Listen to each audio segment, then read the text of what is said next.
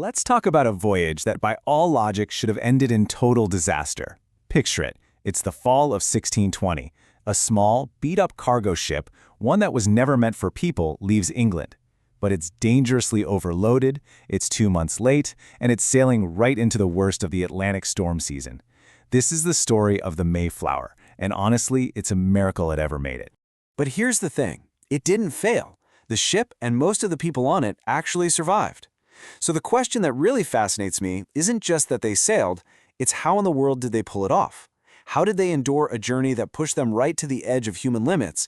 It's an absolutely incredible story of survival, and it really all begins with why on earth they'd even try something so crazy in the first place. So let's dive into that. Why would anyone sign up for this kind of monumental risk? Well, the answer is that you basically had two totally different groups of people crammed onto this one tiny ship, and each of them had their own powerful, desperate reason for leaving everything they knew behind. Okay, so if you look at who is actually on the boat, you see this major split. First, you've got the Pilgrims. These are the religious separatists, and they are desperate to get away from the Church of England so they can practice their faith without being persecuted. But they didn't have enough money to fund the trip themselves. That meant they had to team up with a second group who they called the Strangers. These were your everyday merchants, skilled workers, and servants who were just looking for a better economic shot in a new land. So you've got these two very different groups with very different motivations, all stuck together. You know, the whole mission was just cursed from the start. The original plan was to take two ships, the Mayflower and another one called the Speedwell. Well, the Speedwell turned out to be a complete lemon. It started leaking almost right away. They had to turn back for repairs, they tried again, and it started leaking again. Some people think the crew sabotaged it because they just didn't want to go. So eventually, they had to just ditch the Speedwell and cram all its extra passengers and supplies onto the Mayflower, which was already packed to the gills. And this is where all those delays become a really big deal. By the time the Mayflower finally limped out of port on its own, it was early September. The nice, calm summer sailing weather? Totally gone.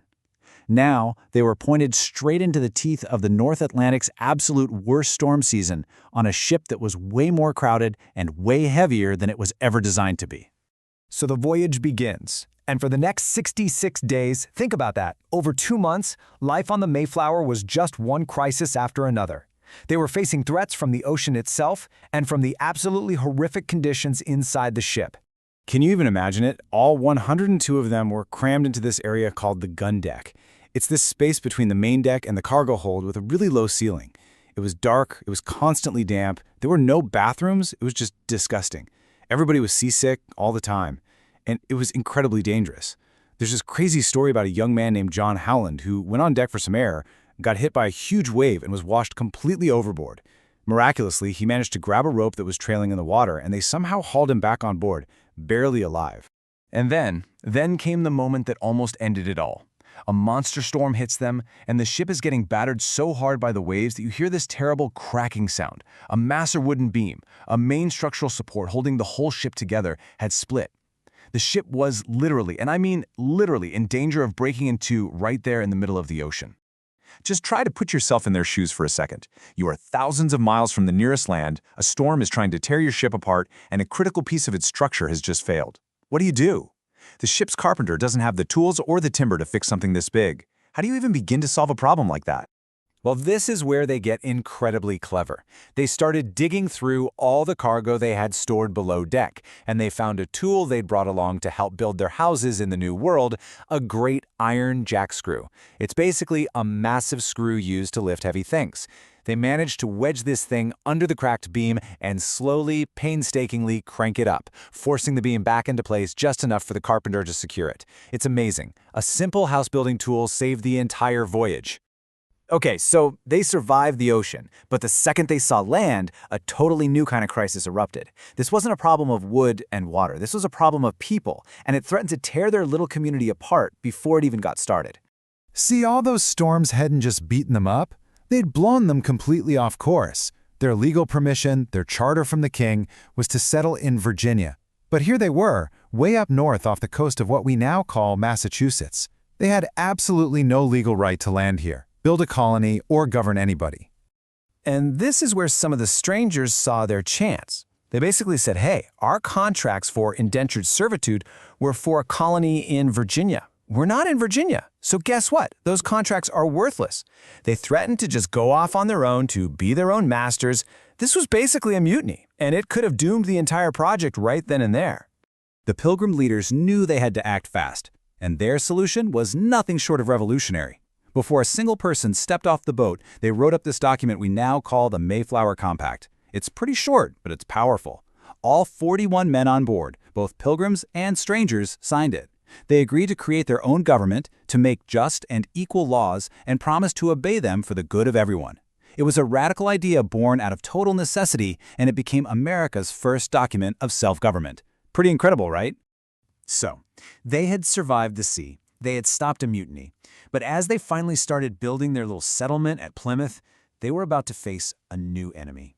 This one was silent, invisible, and it would turn out to be the deadliest challenge of them all. That first winter on land was absolutely brutal. And this is what it cost them. About half. Nearly 1 out of every 2 people who had survived that horrific ocean crossing died before they ever saw the first spring. Things like scurvy, pneumonia, and just plain exposure tore through the colonists, who were already weak. Most of them were still living on that cramped, filthy ship, while a few struggled to build shelters ashore. It got so bad that at the peak of it, 2 or 3 people were dying every single day. William Bradford, who had become their governor, later called it the Winter of Death. It must have felt like their dream had become an absolute nightmare. Just when it seemed like all hope was gone, when they were at their absolute lowest point, something happened. An encounter that would completely change their fortunes and give them the final piece of the puzzle they needed to survive. So it's March, the horrible winter is finally ending, and the colonists are completely stunned when a Native American man just walks right into their settlement. His name was Samoset, and you can imagine their shock when he greeted them in English. This amazing moment eventually led to them meeting with Massasoit, the great sachem, or chief, of the Wampanoag people, who, it turned out, was also looking for allies. Together, they created a treaty, an alliance of mutual defense that actually kept the peace for more than 50 years. But even more important, at least for the colonists' immediate survival, was the knowledge the Wampanoag shared.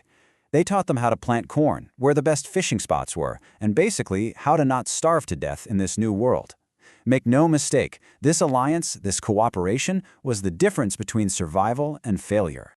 So when you look back at the whole story, the survival of the Mayflower wasn't just one thing. It was this chain of completely improbable events and brilliant solutions. It was a building tool used to fix a ship in a storm. It was a radical contract written out of desperation. And it was a critical alliance between 2 very different peoples. It just goes to show you how fragile history is.